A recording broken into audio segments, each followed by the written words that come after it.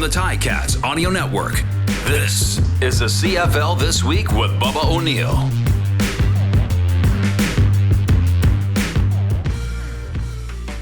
In the nation's capital, it's being called the Crumback. A Hail Mary was answered, but it was not enough for the Rough Riders. Has parity been reached in the Canadian Football League? And which player provides the most excitement in the CFL? Folks, get out of your seats. This is the CFL This Week on the Ticats Audio Network. I'm your host, Bubba O'Neil. You know what? As we always say, Three Down Friends, this is the podcast that gets down and dirty with the most outstanding columnists, broadcasters, and analysts that the Canadian game does have to offer. This week, certainly no different, as we open the door to the host of the Green Zone on 980 CJME and 650 CKOM. He's Jamie Nye. Thanks for joining us, bud. Yeah, no problem. Let's get after it.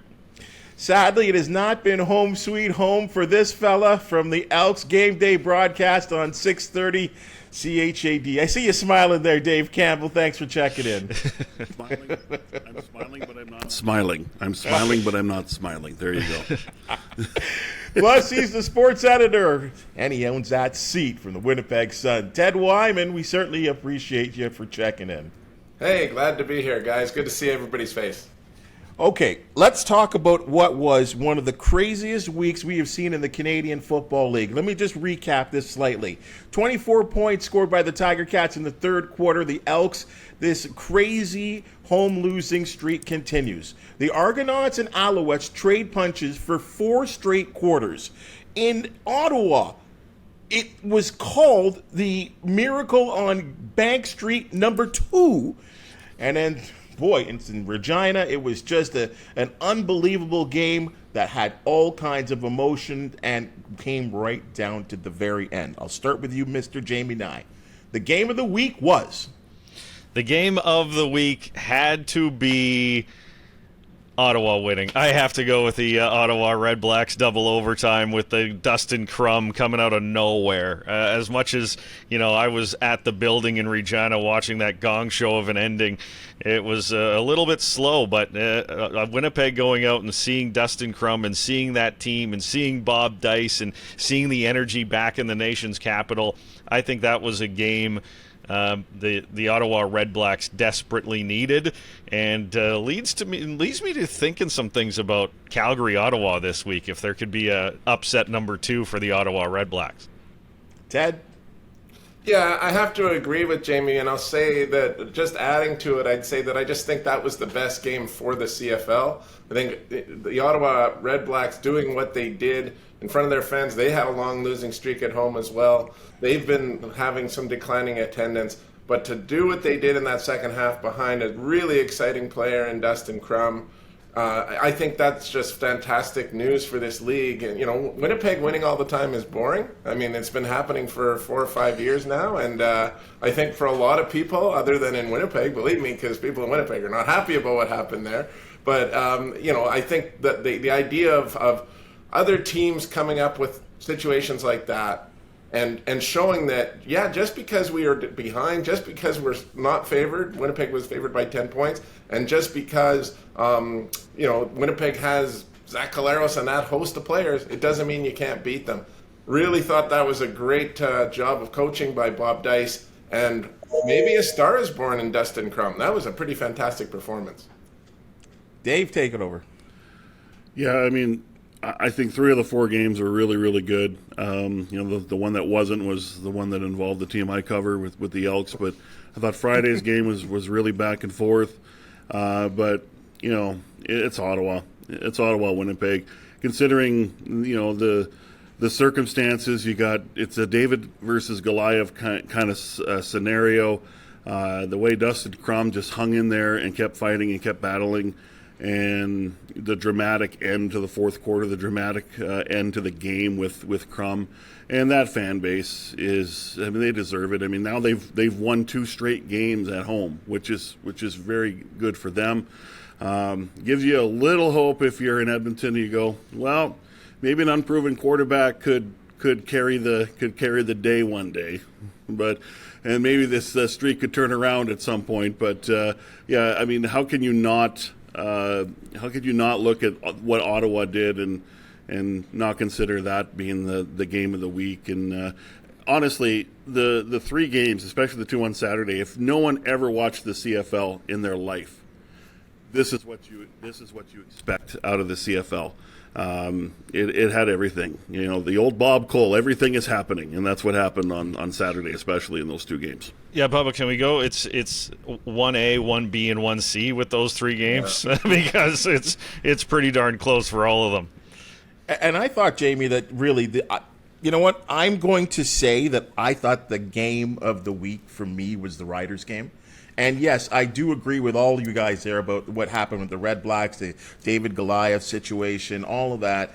But I felt like if I analyzed the kind of game, I thought really it was a crazy fourth quarter, end of fourth quarter really, and then an overtime. Whereas I thought the Riders game, I thought it had it all from the very beginning, with the kick returns. I thought it represented everything that the Canadian Football League is all about. And Jamie, you would know this because you were there at the stadium. As you said, the game is never over till it's over. Yeah, it is the CFL. And it's like Dustin Crum's come back and Toronto, Montreal going back and forth. But that, whatever, it wasn't really a Hail Mary tip, grab, maybe a push to the back, offensive pass interference.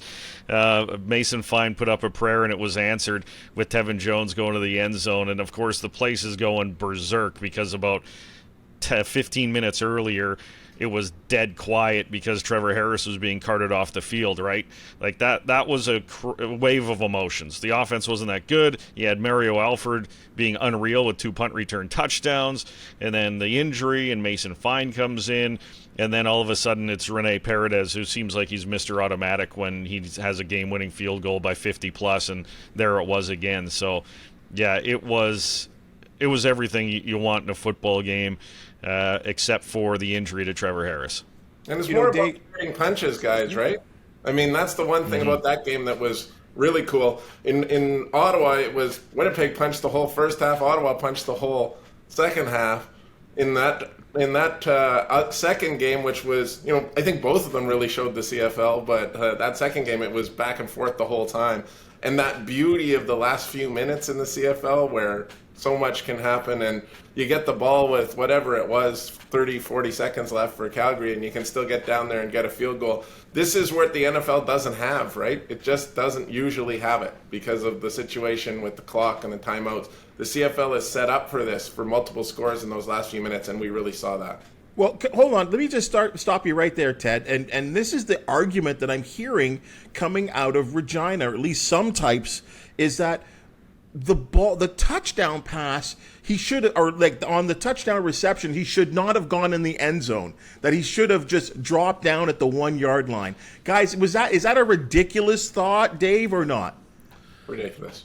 Yeah, it's pretty ridiculous, in my opinion. You just don't do that. I mean, not in this league. I mean, you go to the end zone, right? And there was time on the clock to stop the Stampeders. You got to give them credit. I mean, Jake Mayer was on point. They had great execution on that final drive, but you can't tell Tevin Jones to go sit on the 1 yard line and just kill the clock. I think that's not what we do in this league. But Dickinson did say it to him. That's the thing that blows my mind is Dickinson actually said after the game, he said, well, I told Tevin, you couldn't have gone down at the 1 and then we could have killed some time. But then he, of course, says he's got a score there. But Tevin Jones after the game has said, I should have known the clock better and gone down at the 1. I was like, what are we doing? What kind of weird world are we living in where we're actually talking about going down at the 1? You're guaranteed a touchdown. You're down by 6. Did you not see Shea Patterson get stuffed in the first half on 3rd and 1? Did you not remember you stuffing the Edmonton Elks 3 times from the 1 yard line in week 1? Like, get the touchdown and get the lead, and then, hey, defense, make a tackle for crying out loud for the Rough Riders. No question about it, Jamie. I mean, I don't even understand them talking like that. I mean, the guy, especially in that situation, I mean, he didn't even think he had a chance for that ball. All of a sudden, it's in his arms, and he's got a chance for the end zone. Are you going to go down? Like, honestly, who thinks that quickly anyways? And I've never talked to a football player that has that kind of mentality anyway. You know, like, are you really not going to get to that end zone? I have seen it. We've seen it in the NFL where guys lie down. I think it happened in the Super Bowl, and it was a boring kneel out. Well, let's not have any of that. You know, I'm really glad that it unfolded the way it did. Unfortunately for the Riders, they lose the game, but it was still made for fantastic excitement and theater. If you're down by 2, I get it. Because then you can, like, just take a knee, kill the clock, kick the field goal, and a walk-off chip shot. Yeah. Sure. But you're down by 6 points. You need to get in the end zone. So, yeah, ridiculous is right, Bubba. Well, that's how wild that game was. Is that that game got broken down to that far. Now, Ted, let me come to you and go back to the Ottawa game, the Crumback. Yeah. I don't know how to put this nicely. We talk about Goliath. Goliath has looked small twice this season. Do we have an issue there?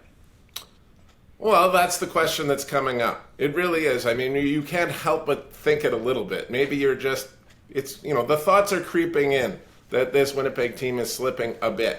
I don't think it's a big fall at this point. I mean, they obviously have played well in most of their games.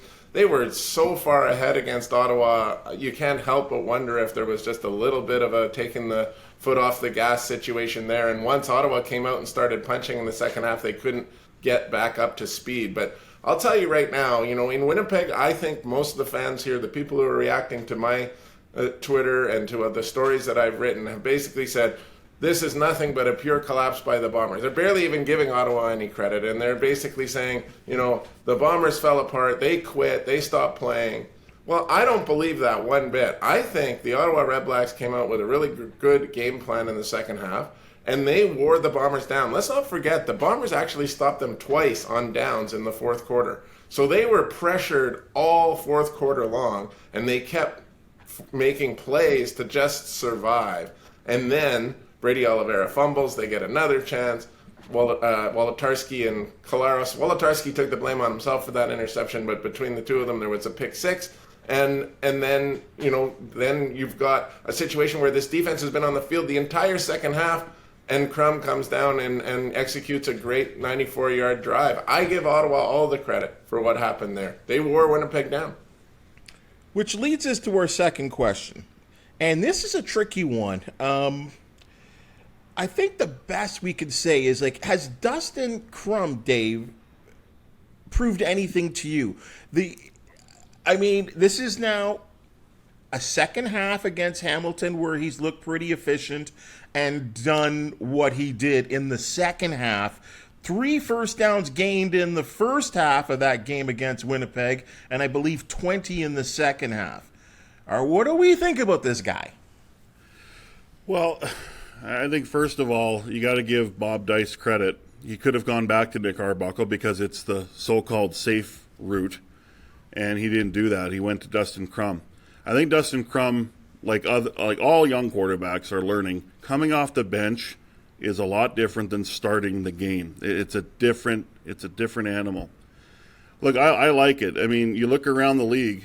This league's in trouble with quarterbacks. They need to find the next ones, the next batch. I mean, we're not in that middle of the last decade where you had, Riley and Bo and Hank, Henry Burris, and, there was just the league. It was the golden age of quarterbacks here in the CFL. We don't have that anymore. They're trying to do that in Edmonton with someone. Obviously right now it's Taylor Cornelius, but, I'll give organizations credit for not going with retreads, for not, we got to get the veteran quarterback here. First of all, they're not available in abundance. And second, some of them aren't as good as they used to be. And three, some of them are hurt. So, I know that the comment I get is, well, why can't the Elks get Dane Evans? Well, why would the Lions trade Dane Evans to the Elks? It doesn't make sense.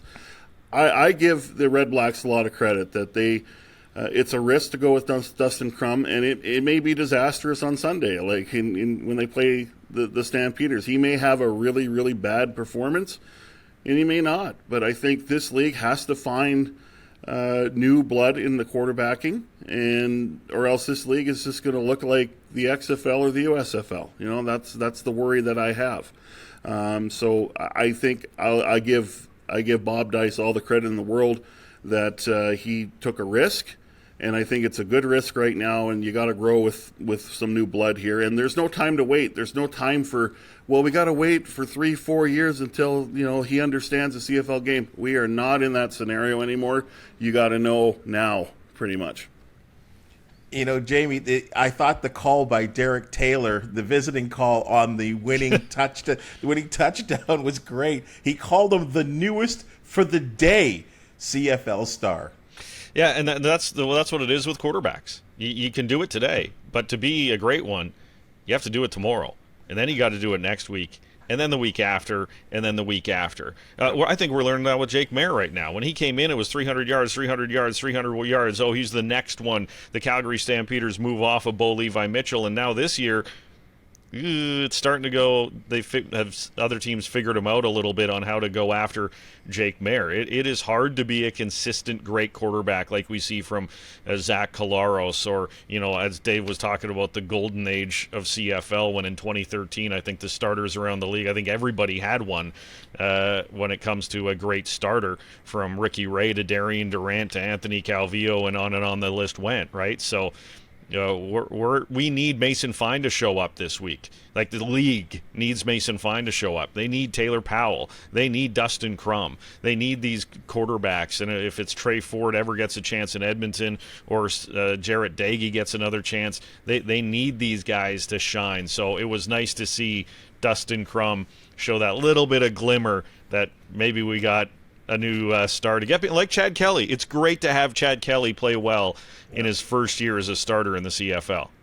I'm really hoping that Dustin Crum continues to shine and turns into a star, because how could this league not benefit from a guy who can throw the ball, run the ball, and is a rocket scientist? But Ted, I'll ask you this: is Dakota Prokop, is he that guy? Like, who's the guy in Winnipeg? I mean, at some point, considering the career that has been Zach Collaros, and he's been in 3 of our 4 markets, like, at some point this has got to come to an end. I don't know what the succession plan is there for the Blue Bombers. Well, for Zach's sake, I'm going to touch wood for what you just said there, because honestly, the guy, he has been really blessed, I'd say, and that's a term a lot of football players use, but in Winnipeg, things have gone really well for him. He's been protected incredibly well by that offensive line with the 2 giants on the ends, and I mean, we have seen some slipping there, though, and he's been hit quite a bit this year. There's been sacks, but he's also been knocked down a bunch. I don't think the protection has been as strong, so you do have to worry that with it's happened to almost every other team since the Bombers got Collaros. He hasn't been hurt, except for his ankle was pretty wonky in the Grey Cup last year, but for the most part, he hasn't been hurt. Every other team, I think, has had an injury in that area.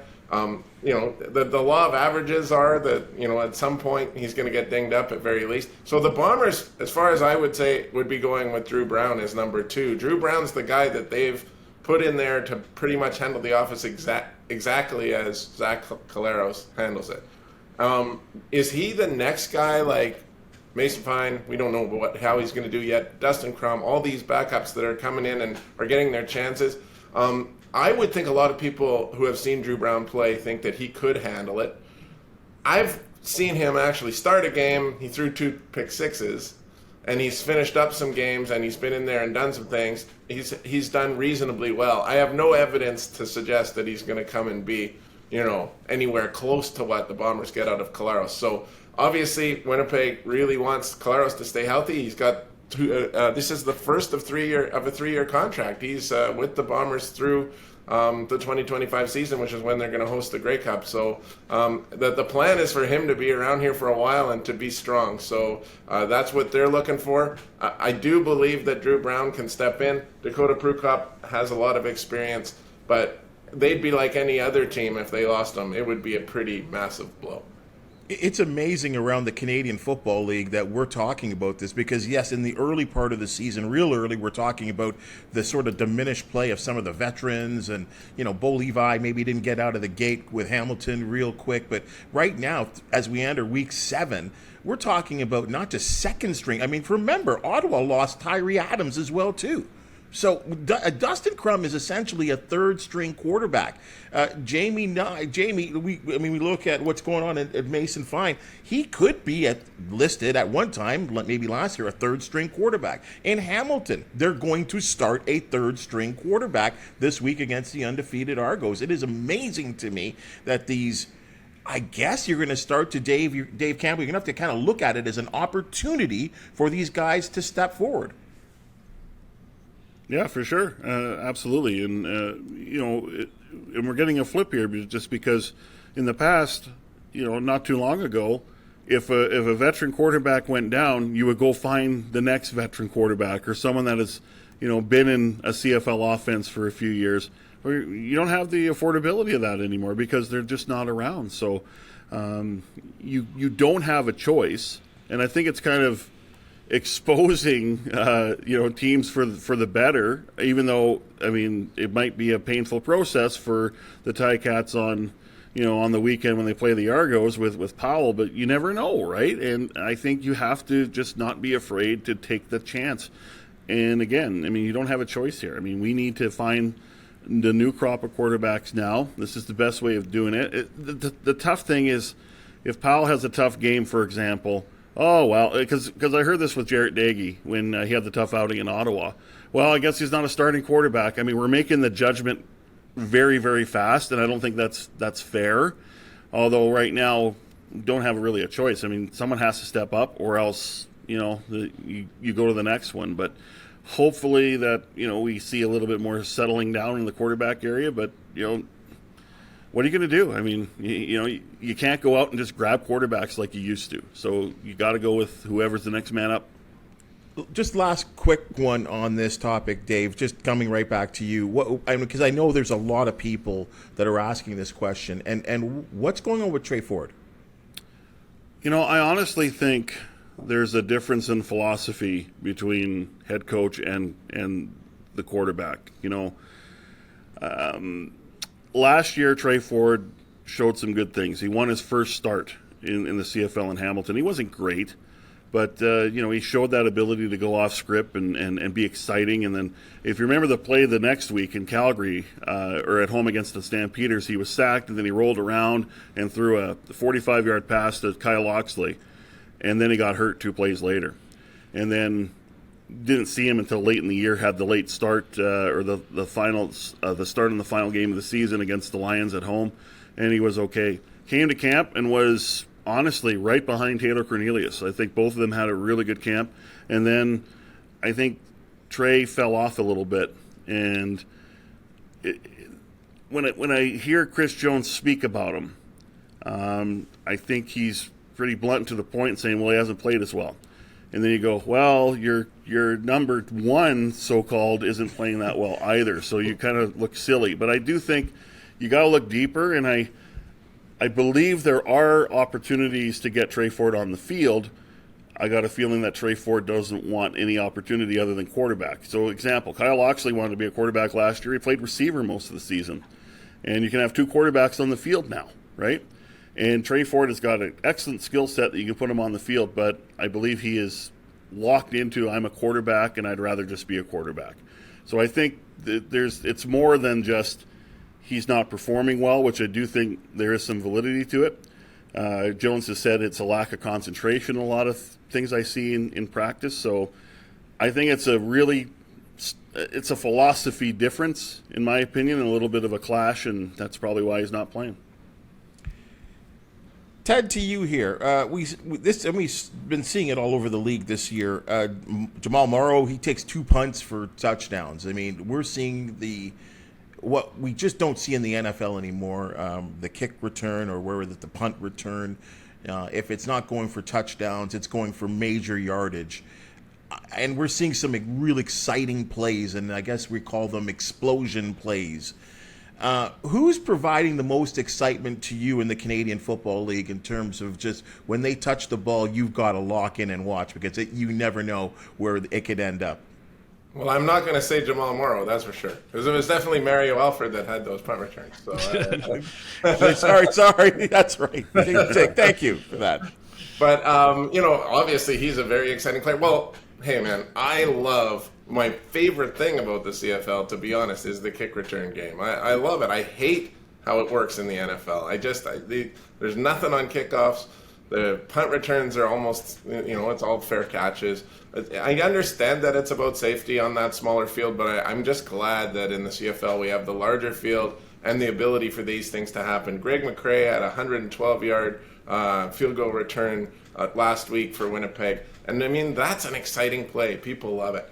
I think Janarian Grant is a guy who's one of the most exciting players in this league and has been for quite a time. He's had 8 kick returns, and he's got 2 in the playoffs, so 10 for his career, which doesn't make him Henry Gizmo Williams or anything like that, but one of the best of his era, that's for sure.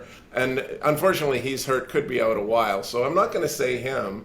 I really like Austin Mack in Montreal. I mean, this guy is clearly a playmaker and makes you understand why Geno Lewis wasn't absolutely necessary on their priority list for bringing him back, because this guy's really good. And Dalton Schoen in Winnipeg is another guy that always seems to be very interesting. I will venture to say he's not having as good a season as he did last year. He and Collaros have only connected on 55% of their passes. He's still second in the league in receiving, in both receptions and yards, but 55% only of the receptions. I'm just saying, I think Winnipeg's offense would be considerably more proficient if those two were connecting better, and he did have a big drop there against Ottawa. So those are some names I'm going to throw out there. I like Chad Kelly as well. I really like seeing what happens when the ball's in Chad Kelly's hands so far this year. Go ahead, Jamie. Yeah, well, like Mario Alford in Saskatchewan is the guy, whenever the ball goes to his way, they're not going to get a drink or another hot dog. Like, they're waiting to see what he does. And it's insane. He has broken the Rider record, like, in a Rider career for kick, punt, missed field goal return touchdowns. He's at 6. He's only been here for like a year. Like, they traded for him last year, and he's done that already, passing Corey Holmes. Like, that is amazing stuff. And he was doing it in Montreal, but they have Chandler Worthy, who would be a guy I'd put on the list as one of the most exciting. Janarian Grant, unfortunately, is hurt. McAllister, and Danbridge, like, there's some new returners out there that are doing some things across the Canadian Football League, and maybe get them on offense a little bit more. You get that excitement. So there are plenty of guys, but right now it's Mario Alford every time. Now my request, and I've said this a few times the last 2 weeks, is to Kelly Jeffrey to somehow find a way to make a player 5 for Mario Alford on offense and get him into space, because I'm wondering if he could be the next, like, Brandon Banks type offensive weapon in the Canadian Football League too. And that's a great point, Jamie, because here in Hamilton, we experienced that for the better part of 4 to 5 years of Brandon Banks' career, with Kent Austin as the head coach, who refused to put him on offense. He's replaced or stepped aside and moved upstairs to the office. June Jones says, "How are you not on offense?" And he goes on to have an MOP season, right? Within, 2018 and 2019, especially when he dominated the league. So, yeah, I just feel I'm with you. Like, you got to get these guys on the offense, or at least find some type of gadget plays for these guys to play, Dave. Who do you like, Dave? Well, the kick return game is, I think, what really defines the CFL and what really separates it. The special teams really separates the CFL from the NFL when it comes to the excitement part of it. And it's a part of the game that the Elks have been looking for forever, sadly, that they just don't have that guy. Look, you had the best for a long time. Yeah, Henry the Gizmo Williams. There was nobody better. I mean, he had more returns called back than he actually scored, which is amazing.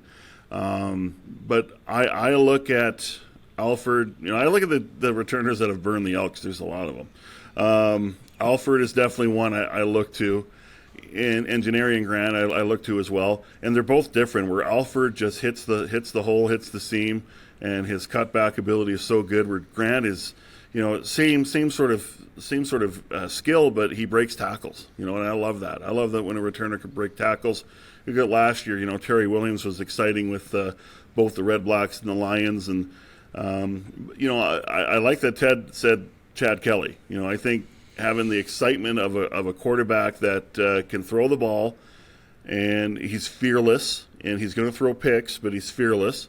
But he's going to make plays too, and he's going to make plays with his feet. I would love to see that from the quarterback side of things too, because it is a quarterback-driven league. But I look at the returners, so I would put Alford and Grant pretty much on the same level as far as excitement in the CFL. You look around the league, and I thought Kevin Brown was someone that could have been in that category too. He definitely was last year for 7 games for the Elks, and he just hasn't been the same. You look at the receivers. Dominic Rhymes is someone that I always look at. I mean, his circus catches are incredible. But I love the return game in this league, and I would put Alford and Grant on the same level. I believe he's banged up, but Dedmon, he probably belongs on that list as well, too. Yep. I mean, he's had an outstanding career in the Canadian Football League. I know he went to, I believe, the Miami Dolphins, and now he's back, but I think he's banged up.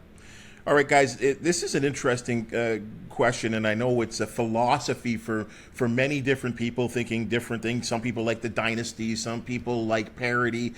We've got one undefeated team in the Canadian Football League, and that being the Toronto Argonauts. But when you really kind of look at it, in some ways, they've had 2 bye weeks already. So I take that for what it's worth. The rest of the teams are all kind of, including the Bombers, even though they're 4-2, kind of meddling. Are we walking down the road, Jamie, to the word parity in the Canadian Football League? Thank goodness, because here in Saskatchewan, we're sick of the Bombers winning all the time. It's really getting annoying.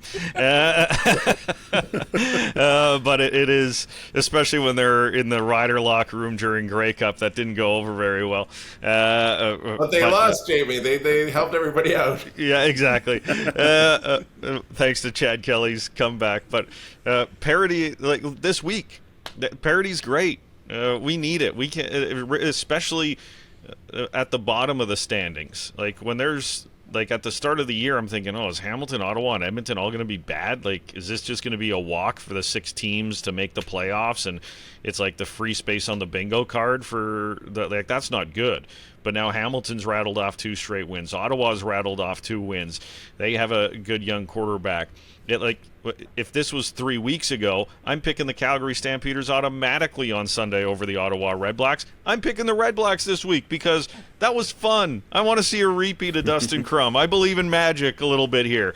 So hopefully Mason Fine can keep the Riders at that level too, because parity is great, because you want to turn on the TV on Friday, Saturday, Sunday, or Thursday night and go, I might be in for a good football game here, rather than is this going to be a walk? So I'm all for parity in any league, anywhere, anytime.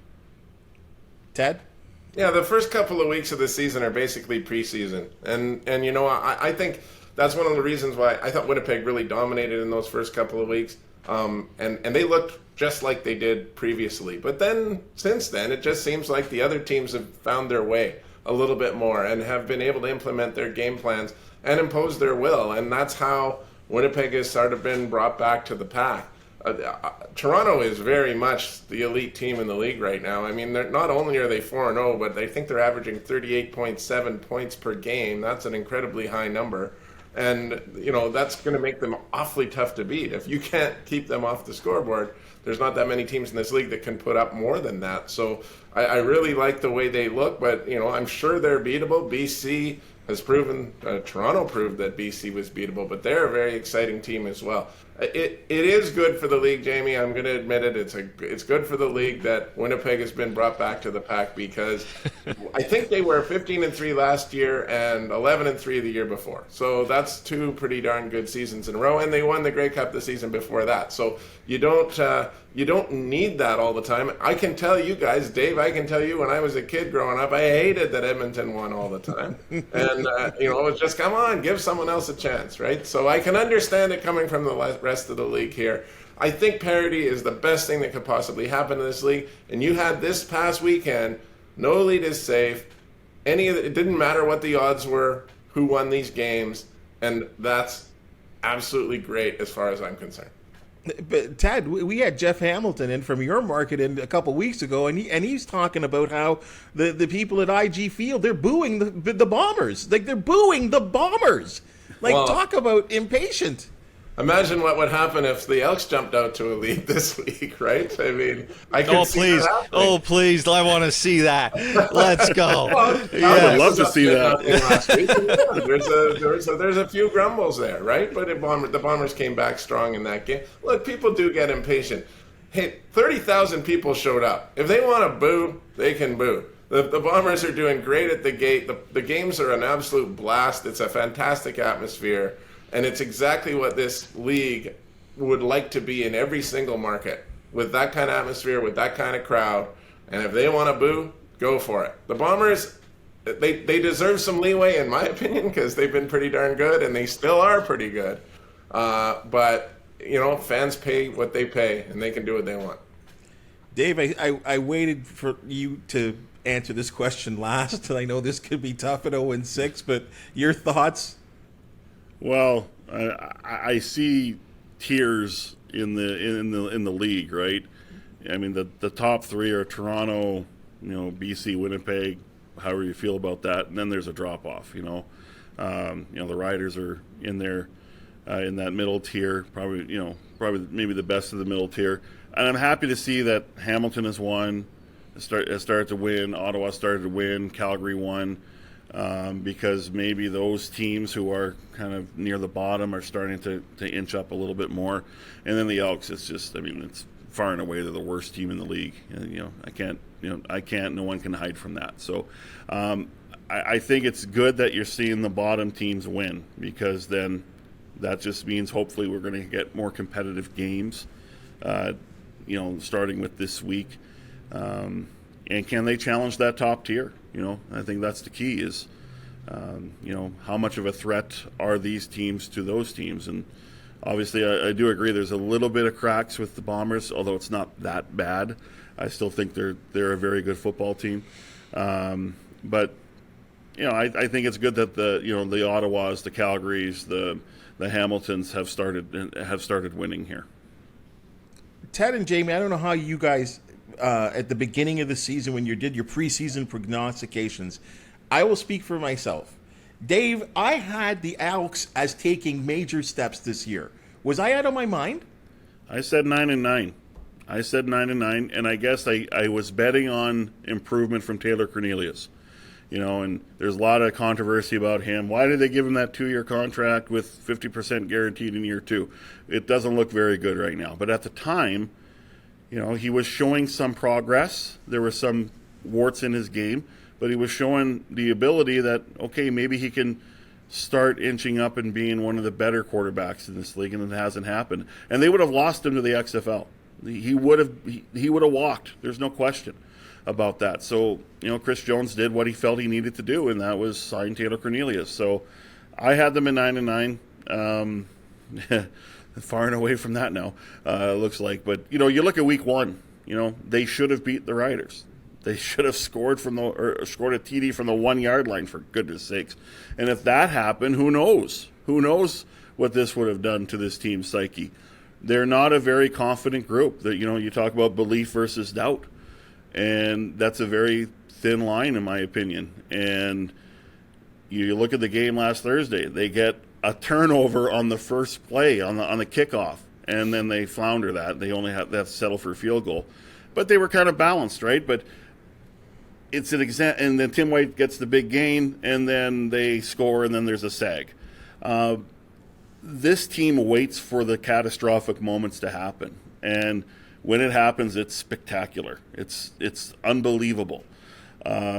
They're not a very confident group right now. They got a lot of injuries on their 6-game injury list, and a lot of them are veterans that are leaders on this team. So, but you know what? Hey, I know people are calling for Chris Jones' head, but nothing's going to happen there, I think, because you got the football operations cap. If they let him go, that would be catastrophic to their football operations in the future. It's not good now. They're working about $500,000 under budget compared to the other league teams in the league. So they'll get some relief in 2024, but it does feel like another get-through year. The one thing I will say about Jones is that I do appreciate he's going with continuity now instead of constantly changing, and I think that's because he had a full off season and with G. Roy Simon, his assistant GM, and they were able to look at the roster and get the people they want. But clearly, They're not coached well enough. They don't have enough quality players. They have some good players, but they're definitely far from a team right now.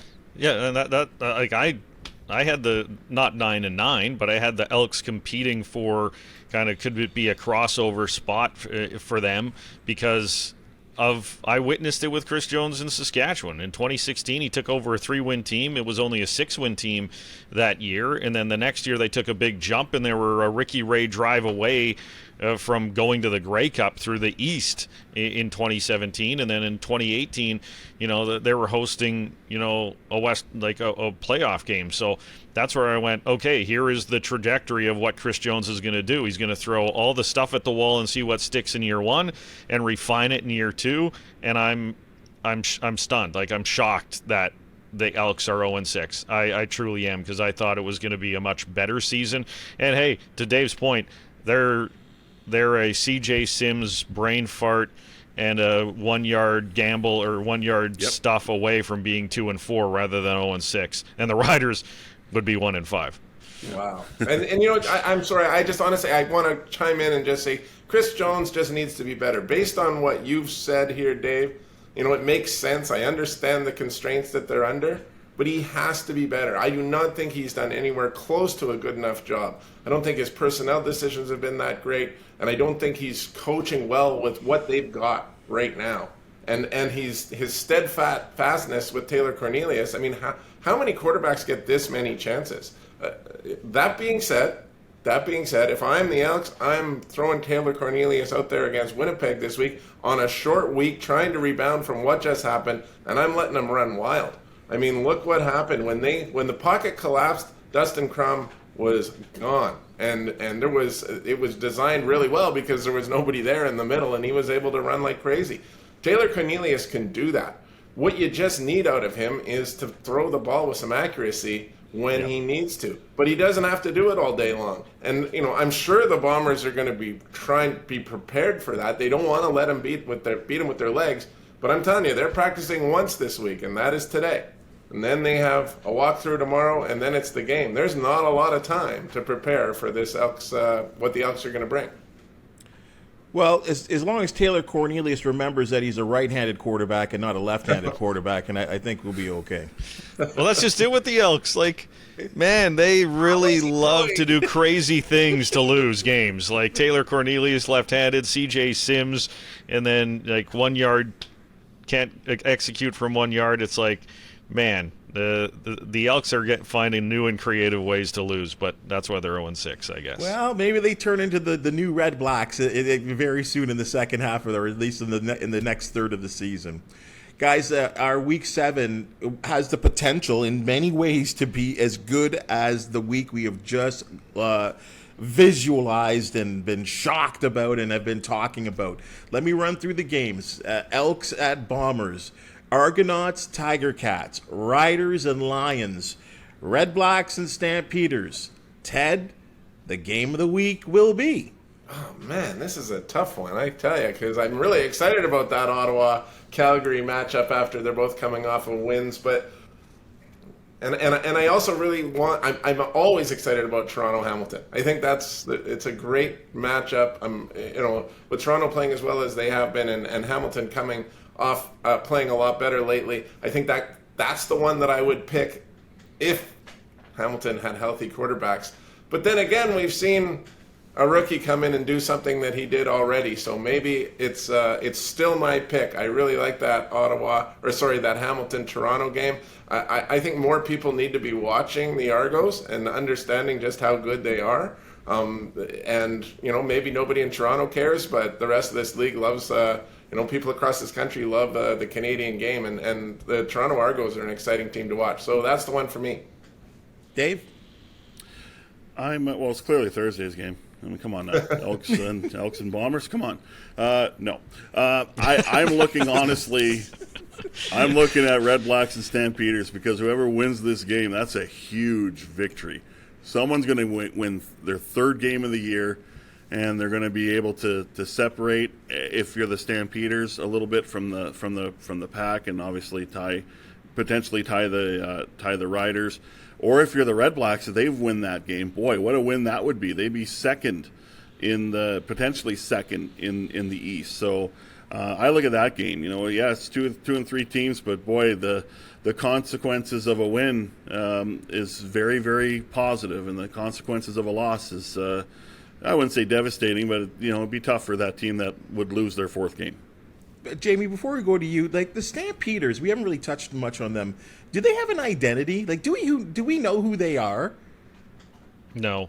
I'm still trying to figure out are they a strong defensive team that's going to get by? Is it a Jake Mayer team? I thought it was going to be a Kadeem Carey or Dedrick Mills, like run it down your throat type offense after, the start of the season, and it's just they're still trying to find it. When they do, they might be a dangerous football team down the back half of the season. But yeah, I'm not really sure yet on the Calgary Stampeders, which is why I'm going with the upset this week with Ottawa shocking the world again on the road. Really? Yeah.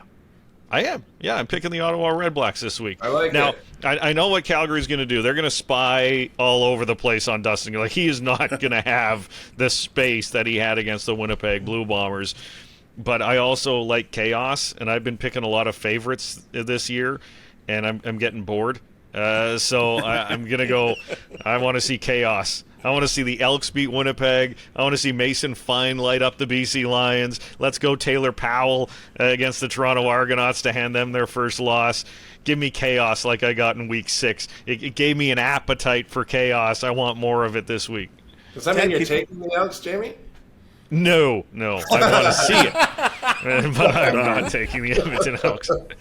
Well, Ted, can you imagine the IG faithful how they'll react to a loss there? The season will be over, for crying out loud. Be music to my ears. No, not that. I mean, I do think this is still a very veteran team that would even handle that, guys. If it happened, they'd handle it. They don't seem to panic. I think they'd regroup and they have a bye week coming up. I think it would be okay. But no, that you would not. The fans would not be happy. Obviously, they like winning. It's what's attracting so many people to that. They're stadium. spoiled. They are spoiled, but the players like winning too, and they're a bit spoiled, right? They were shocked last week. I was in the locker room. I was fortunate enough to be in Ottawa, and I was in the locker room, and it was just stunned silence. And it was just, when you went to talk to a guy, it was like they all wanted to blame themselves for it, which probably isn't a bad quality, but it was, the prevailing words that they were giving me was, I love winning and I really hate losing, and I don't like this feeling because it hasn't happened very often. That game actually reminded me of the Grey Cup, to be honest. I felt like the Bombers really let the Grey Cup slip away against Toronto, and that's what the room was like then as well, just not the same magnitude. But I don't see it happening against the Elks. I just don't see this team letting that happen. But of course, the fans would not be happy because it would be really showing not just a crack in the armor, but a significant slip. Jamie, to that Riders and Lions game that you'll be a part of, are we really ready to anoint the Lions yet? Well, no, but that defense is unbelievable. Like, they are so good. Matthew Betts with 9 sacks. Like, that is ridiculous stuff that's coming off the BC Lions defensive line. And that's what I look at. But of course, you saw Vernon Adams Jr. throw 6 interceptions. But outside of that game against Toronto, like, he's thrown 9 touchdowns and 2 interceptions. If you I know you can't take away the 6, but that one bad game showed. But he's been managing more often than not. So I think the BC Lions are right now the favorite to win the West. I still have them ranked above the Bombers because I've seen more blemishes in Winnipeg than I have in BC. But it all comes down to Big Play VA. And if he can not be the guy who's just going to throw it around and be like throw 14 passes deep in a game just because, then the BC Lions are going to win. But if he's that guy who just wants to launch it up and see what happens, well, that's going to put the BC Lions defense on the backs up against the wall. So I really do like the BC Lions, but it's all up to Vernon Adams Jr. if he can maintain more of a game manager within his natural gunslinger attitude. Dave, are they the best team? in the West? I would. The Lions, boy, yeah. I mean, I look at the Argos and I look at what they're doing offensively, and it's hard not to pick them. But I probably would lean towards the Lions because I think they have good balance. When you talk about complementary football, I think they play it the best.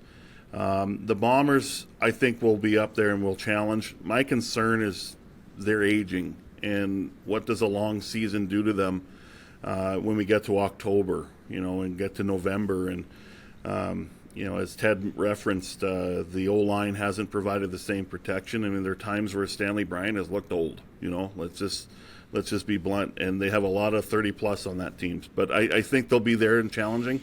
But for me, the Lions offer the best balance in the league when it comes to offense, defense, and special teams. But, if Vernon Adams becomes old Vernon Adams, which he has shown the flirtation with, and obviously the 6 interception game is an example, he can kind of give you a chance if you're on the other side. So, but he's also shown the ability to bounce back and correct. So I would say the Lions are the best team in the league. Not by much, but I would say they are.